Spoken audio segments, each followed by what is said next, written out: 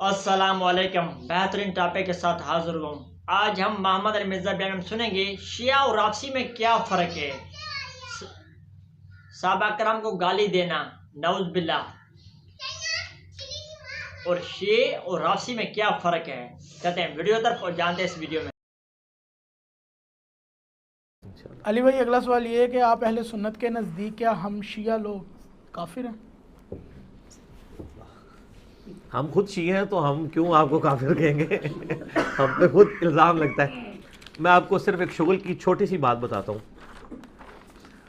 پچھلے دنوں میری بات ہوئی مولانا طارق جمیل حفظہ اللہ تعالیٰ سے، تو انہوں نے کچھ باتیں تو مجھے شیئر کرنے سے منع کی ہوئی ہیں، لیکن جو مجھے پتا ہے کہ وہ شیئر کرنے سے ناراض نہیں ہوں گے، میں وہ بات کر دیتا ہوں۔ تو مجھے انہوں نے منع کر دیا، یہ بات تم نے نہیں کرنی کہیں بھی۔ میں نے کہا سر آپ سمجھیں کہ آپ نے کنویں میں ڈال دیا، کیونکہ ہم تو خود افیکٹنگ ہیں نا ان چیزوں کے، لیکن ایک بات جو وہ ڈنگے کی چوٹ پہ کہہ سکتے ہیں نا، تو وہ مجھے کہنے لگے مجھے بتاؤ کہ رافضی اور شیعہ میں کیا فرق ہے۔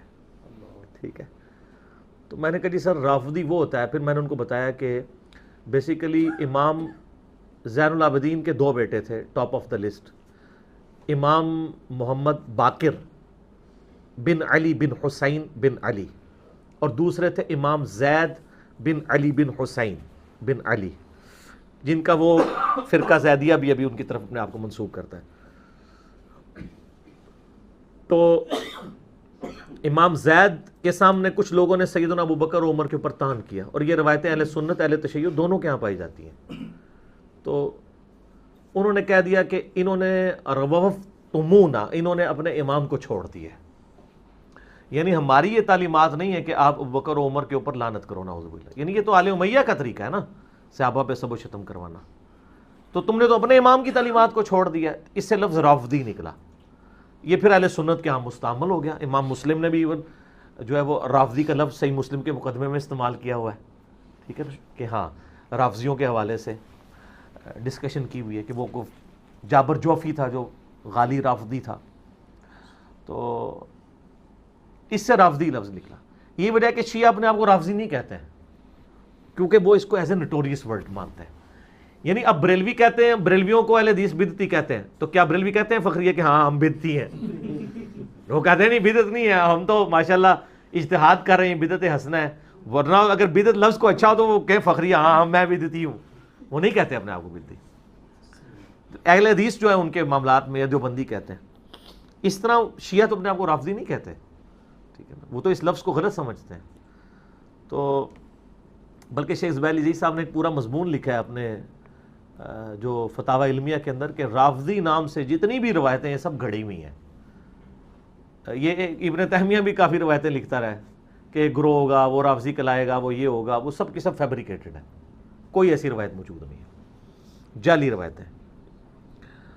اور اس میں امام زید نے جب کہا نا انہوں نے یہ رافضی ہیں، تو میں نے طارق جمیل صاحب سے عرض کیا کہ وہ رافضی ہوتا ہے جو حضرت ابوبکر عمر کی خلافت کا انکار کرے، ان پہ طعن کرے۔ تو مجھے کہنے لگے اچھا تو شیعہ کون ہوتا ہے؟ میں نے کہا تسی تے اسی، تو کہکا مار کے ہنسے اس کے اوپر۔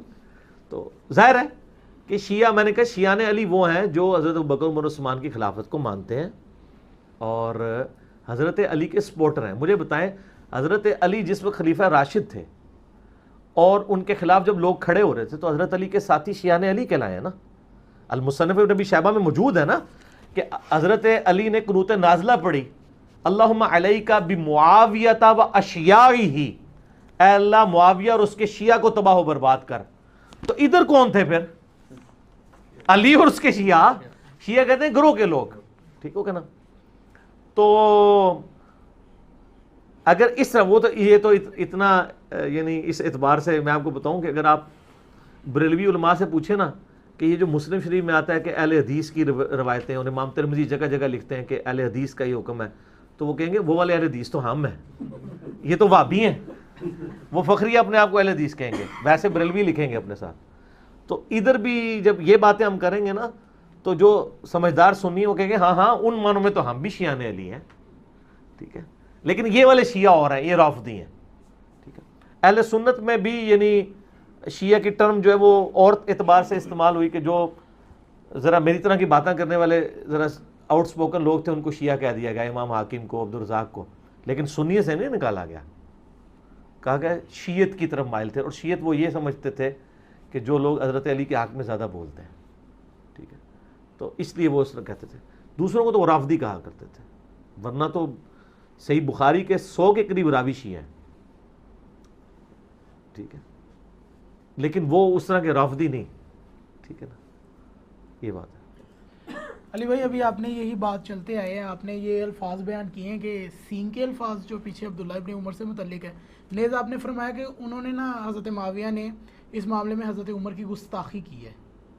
تو ابھی آپ نے یہ رافضی سے متعلق فرمایا کہ جو صحابہ کرام کے متعلق جو کریں تو کتنے پڑھتے پہ کیا یہ ادھر سے ٹرانسفر نہیں ہوتا فتویٰ ایسے؟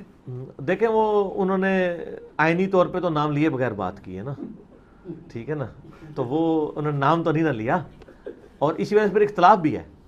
بعض لوگ کہتے ہیں انہوں نے حضرت علی کو کہا ہے، ٹھیک ہے، تو یہ بات تو جینون ہے جی. تو سر ہم تو کہتے ہیں ڈنگے کی چوٹ پہ، بلکہ میں تو بہت آگے جا کے بات کرتا ہوں کہ اس زمانے میں جن لوگوں نے صحابہ کرام کو برا کہا ہے نا، وہ بڑے مجرم ہیں ان لوگوں کی نسبت جو آج صحابہ کرام کو برا کہہ رہے ہیں، اس لیے کہ انہوں نے تو ڈائریکٹ نبی علیہ السلام کی صحبت کی تھی، اور نبی علیہ السلام کی حدیثیں بھی آدھی بیان کرتے ہیں. ان کی بےایمانی دیکھ لیں کہ صحیح مسلم میں 6488 نمبر حدیث ہے کہ عبد الرحمن بن عوف اور خالد ابن ولید کا جھگڑا ہوا.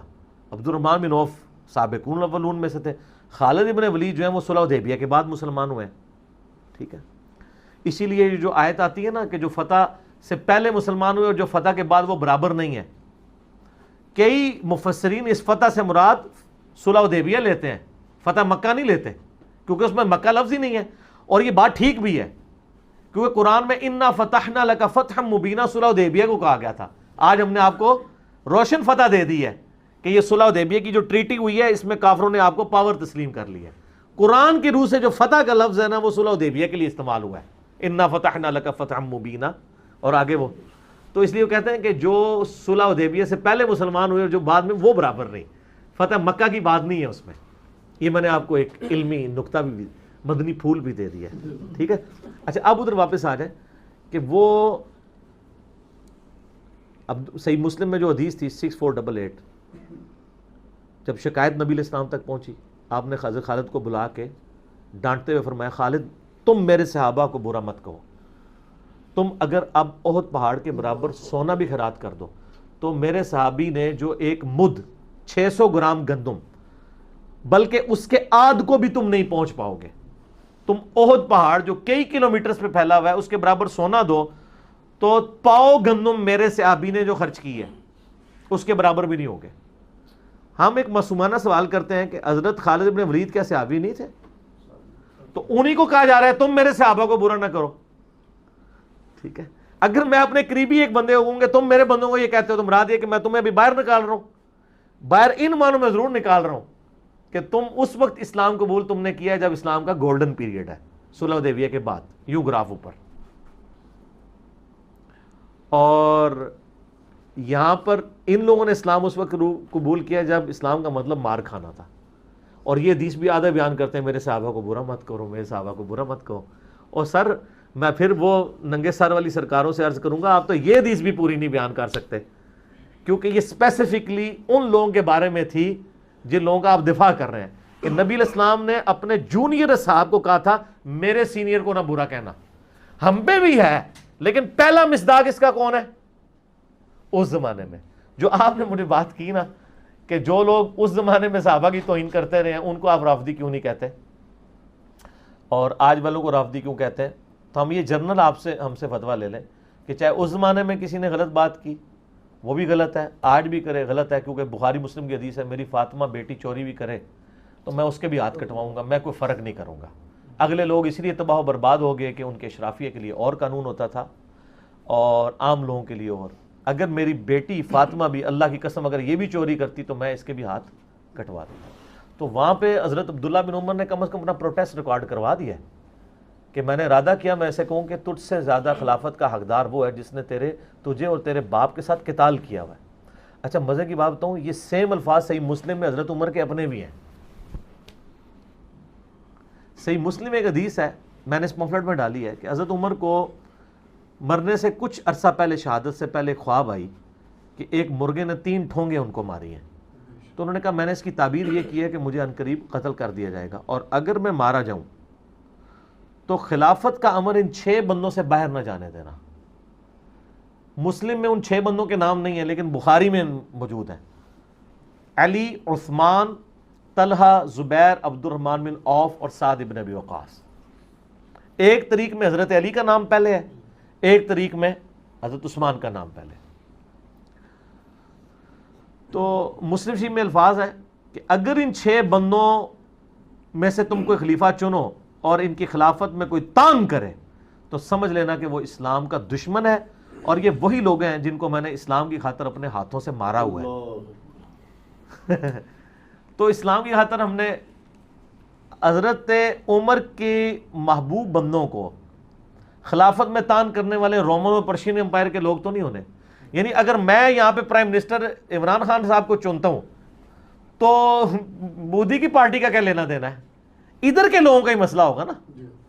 اسی طریقے سے حضرت عمر کن لوگوں کو کہہ رہے تھے، کیا یہ لوگ کہہ رہے ہیں وہ رومن اور پرشین امپائر کے لوگوں کو کہہ رہے تھے کہ وہ تان کریں گے خلافت میں، انہوں نے تاڑی خلافت میں کیا لینا دینا ہے۔ کوئی بی بی سی یا انٹرنیٹ تے کوئی سلائیڈ چل جانی سی کہ جناب وہ تھے الیکشن ہونے لگے، وہ ان کی کہہ رہے تھے، کیونکہ کہہ رہے ہیں ان کو میں نے اپنے ہاتھوں سے اسلام کی خاطر مارا ہوا ہے۔ تو حضرت عمر نے تو نہ قادسیہ لڑی ہے نہ یرموک، حضرت عمر نے اپنے ہاتھوں سے کون سی جنگیں لڑی ہوئی ہیں؟ رومن اور پرشین امپائر کے خلاف تو کوئی جنگ نہیں لڑی، بدر و احد اور خندق لڑی ہوئی ہے۔ اسی لیے عبداللہ بن عمر کو یہ جملہ یاد تھا، تو انہوں نے اپنے باپ کا ہی جملہ ریپیٹ کیا کہ میں اس کو کہوں۔ قاسم بھائی کتنا پوائنٹ کی بات ہے، اپنے باپ کا جملہ ہی انہوں نے ریپیٹ کیا کہ تم لوگ تو وہ جن کو ہم نے اسلام کی خاطر مارا ہوا ہے۔ کیونکہ حضرت عمر کے الفاظ کیا ہیں کہ اگر میری موت جلدی ہو گئی تو میرا یہ حکم ہے کہ خلافت کا فیصلہ ان 6 افراد میں ہی طے ہوگا جن سے رسول اللہ اپنی وفات تک راضی رہے۔ پھر فرمایا اور مجھے خوب معلوم ہے کہ بعض لوگ اس امر خلافت میں تان کریں گے، اور یہی وہ لوگ ہیں جن کو میں نے اسلام کی خاطر ان کے قبول اسلام سے پہلے اپنے ہاتھوں سے مارا بھی ہے۔ ٹھیک ہے، اور پھر وہ اس کے بعد کہتے ہیں پس اگر وہ لوگ واقعی ایسا کریں یعنی خلافت میں تان کریں تو جان لینا کہ وہ اللہ کے دشمن، کافر اور گمراہ ہے۔ اس کی معصومانہ سی کوئی تشریح کر دے اس حدیث کی، ٹھیک ہے، یہ صحیح مسلم میں 1258 ہے، ٹھیک ہو گیا نا جی۔ تو سر خلفائے راشدین کا شیعہ تو یہاں بیٹھا ہوا ہے، آپ کون سے خلفائے راشدین کو لے کے؟ میرے خیال ہے ان کے خلفائے راشدین جو ہیں پتہ کون ہیں؟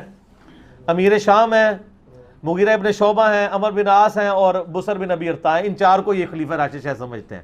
نہ سر، خلیفہ راشد ابو بکر، عمر، عثمان و علی ہیں۔ ان کے نام بھی ذرا ان سے پوچھ لیں، ویسے جب حقچار یار کہیں نا ان سے پوچھ لو یہ حقچار یار کون کہہ رہے ہیں؟ صحیح بات ہے، پوچھا کرو انہاں کو، حقچار یار تے ہیں نا جنہاں دی حدیثاں نے بخاری مسلم میں، یہ کن حقچار یار کو لے کے چل رہے ہیں؟ ہو سکتا ہے ان کے حقچار یار کچھ اور ہو، ہمارے تو یہ ہیں جی۔ ٹھیک ہو گیا جی۔